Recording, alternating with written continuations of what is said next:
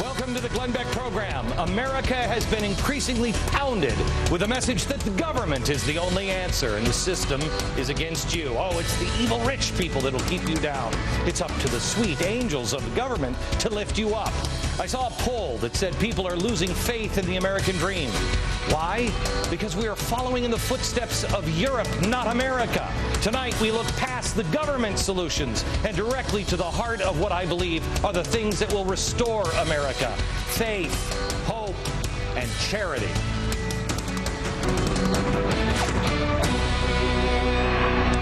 Hello, America. Boy, we are in for quite a week. Quite a week. You can't miss a second of anything that's going on in Washington. I think they're going to pass this thing. They're going to do whatever it takes to pass it, and they're not going to go the traditional way. They are going to go the way of snakes and cockroaches. They're going to crawl out in the cover of darkness, and they're going to pass this, make it happen one way or another. And you mark my words, we'll show you later on in this program, they are going to become less and less courageous. They are going to cover their tracks. Don't you let them do it. The final push for health care. They're going to jam it through, possibly this weekend. President is back out on the campaign trail, which is weird because he already got into office. And he's got sweeping majorities in the House and the Senate. So that leaves Democrats as the only ones actually stopping this bill. But he's blaming and trying to shame Republicans. They have no power, Mr. President. This is on your shoulders. This will always be remembered as the Democrats' bill. 73% of Americans say Congress should start all over on health care because we do have problems with health care. But this is not the answer. This is the fastest way to bankruptcy. He has trotted out yet another supposed victim of the system. This one is Natoma Canfield, breast cancer survivor. Here is what he said. Here, Ohio. I'm here because of Natoma. So when you hear people say, start over, I want you to think about Natoma. The bottom line is this: the status quo on health care is simply unsustainable. What would the bill do for Natoma? Well, what would have happened is Natoma would have been able to be part of this exchange, this marketplace, that gave her a choice of plans just like members of Congress have, but because she'd be a part of 1 million people who are in a pool, her rates would be lowered. Did she get health care or not, Mr. President? Would she be healthier or not, Mr. President? I mean, that's great that she could have had her choice of plans. Jake Tapper was asking the question that I would have asked. The president's answer doesn't make any sense. He described the insurance policy, the insurance industry. There's a pool of people now, and now the government is going to be another company. How does that exactly lower rates? How does that happen? It doesn't, because the government will always undercut pricers and put insurers out of business. But that's the goal. Oh, I'm sorry. No. That's not the stated goal. The goal is power and control. And they'll do it by any means possible. Obama had said Natoma might lose her house because of all of the bills, but that is not true. The Cleveland Clinic, who has been treating her, has already said that's not going to happen, and she is eligible for charitable aid from the hospital. The hospital does charity themselves. They have a $100 million charitable assistance program. If there are supposedly so many people dying in the streets because of the evil health insurers, why can't the president actually highlight a story that is a true representation of the problem? Why? We've heard about tonsils being taken out by evil doctors, doctors that are cutting off feet because they can make more money. We've heard about all of these people who, once you ask one question, the whole thing comes undone. You remember the man Obama claimed died because of health insurance that dropped him? The claim was untrue. Treatment actually extended his life by 3 years before he died. We showed you yesterday, single mother of 3 who worked at Jack in the Box tragically died. And then the unions and George Soros trotted out her son to plea for Obamacare. She is practically the case model for the government assistance we already have. And yet somehow this is an example of why we need more government care. Why is the government always the answer for jobs, for health care, for education, for food? Besides the military, tell me what the government does well. I'm here till 6.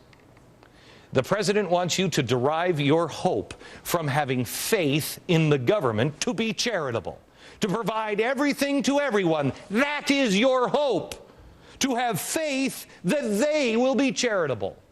I don't trust the government to be charitable. I trust them to be weasels. They've proved it over and over again. I'll trust my neighbors to be charitable. The truth is that no government program in existence can or ever has or ever will provide faith, hope, and charity. Tonight, a panel of experts, one on faith and the perversion of it by the progressive movement. He also knows the origins of social justice. And David Buckner from Columbia University, because he knows real hope, because he knows the truth about the economy, and it isn't good. And Judge Andrew Napolitano, Fox News senior judicial analyst, author of Lies the Government Told You. You've got to read this book. It's a great book. Judge is also here to talk to me a little bit about charity. The Constitution is the way to charity. David Barton is the founder and president of Wall Builders and the author of Original Intent, The Courts, the Constitution, Religion. Let's take it from here. Okay, let me start with the judge. Judge, they are now talking about this slaughter rule, that they are going to pass this now. Do we have the audio yesterday of President Obama saying that he's looking for courage? Could you play that, please? Watch this. We need courage. Did you hear what somebody just said there? That's what we need. That's why I came here today. We need courage. I have never in my life seen anything so outrageous as what this administration is doing. We need courage. And on the same day, Nancy Pelosi is going for the slaughter rule. What is that? The slaughter rule is named after Congresswoman Louise Slaughter of upstate New York, who's the head of the House Rules Committee. And she has suggested to Speaker Pelosi that instead of the House members voting on health care, the bill that came over from the Senate, yes or no, that they vote on a provision which will allow them to have considered that the health care bill was already adopted without voting on it. So without reading and without voting on it, they're going to send it to the president for his signature. How is this even constitutional? The Constitution requires that before the president may sign anything into law, it must have, quote, passed, closed quote, both houses of Congress. The House apparently has a rule with which many of us who watch these things have been unfamiliar because they've been doing it under the radar screen. The Republicans have done this. Republicans have done it as well. That lets them consider something to have been passed that they in fact never voted on. And the only reason, and the reason why I play this for courage, the only reason they have this is why? Because they don't have courage, because they don't have the ability to stake a claim yes or no, because they want some law to come to pass that is indefensible, so they can go home and say, I didn't vote for it.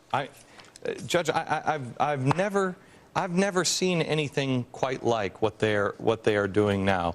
My mother said to me when I was little, my grandfather and my father said it as well all the time. If something is worth doing, it's worth doing right. Right.